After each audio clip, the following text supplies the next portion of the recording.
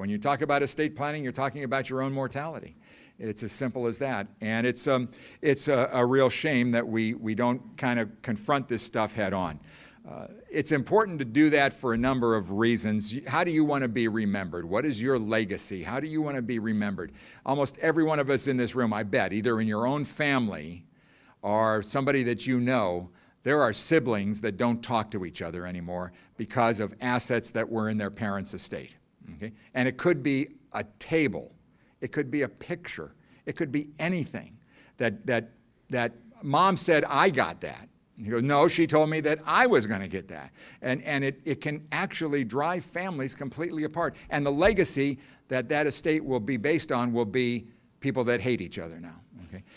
With estate planning, you can avoid all of that stuff. It's as simple as that. You can do a lot of things by creating documents like a will, like a living trust. It makes a lot of sense to do. Wills are fine. They are not very efficient.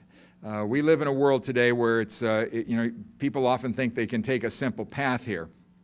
But wills are a tough go. First of all, a will is a document that has to be processed through the court, okay, through the probate court.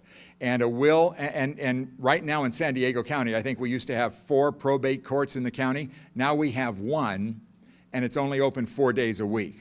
Okay? So they have a tremendous backlog. And before assets can be distributed from an estate after a person dies, and if it's with a will, it can take a long, long time before those monies can be approved, even if it's the simplest estate of them all. It's also very, very expensive. You should go online and just put California probate in your browser, and you'll see how extremely expensive it can be. Plus, probate is a public procedure. Anybody that wants to can go down and look at your will, okay? And there are a lot of bad people out there who do that. They'll look every morning they get up, and the first thing they look at isn't the sports page or the business page. They look at the obituaries, okay? And they'll read the obituaries, and they'll see all the nice things that are said about the person that passed, and they'll go, you know, I'm guessing this person had a lot of money. Let's go down and check out their will. And when they find that, they can then do all kinds of terrible, terrible things, doing a tremendous amount of damage and stealing a lot of money from people. And by the way, they don't even have to go down to the courthouse anymore. All of that information is now online.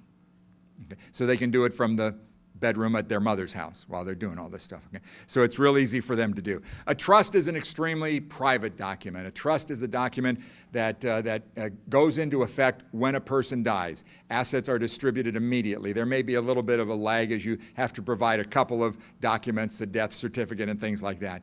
But money can be distributed immediately. Nobody knows about it. All the details are private and never publicly disclosed.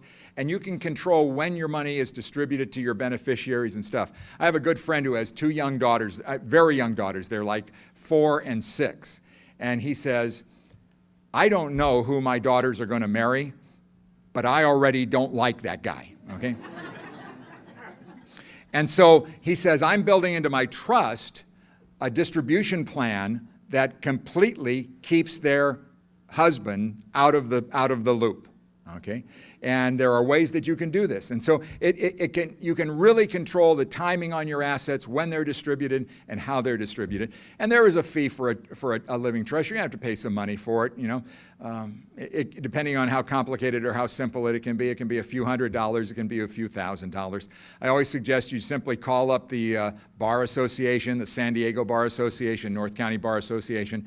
They will give you the name of several estate planning attorneys who were part of their agreement is to provide you with a no-cost consultation to take a look at your situation and to make a suggestion. So if you wanted to do that, that'd be the simplest way to find an attorney to help you do that. So it's a pretty smart thing to do.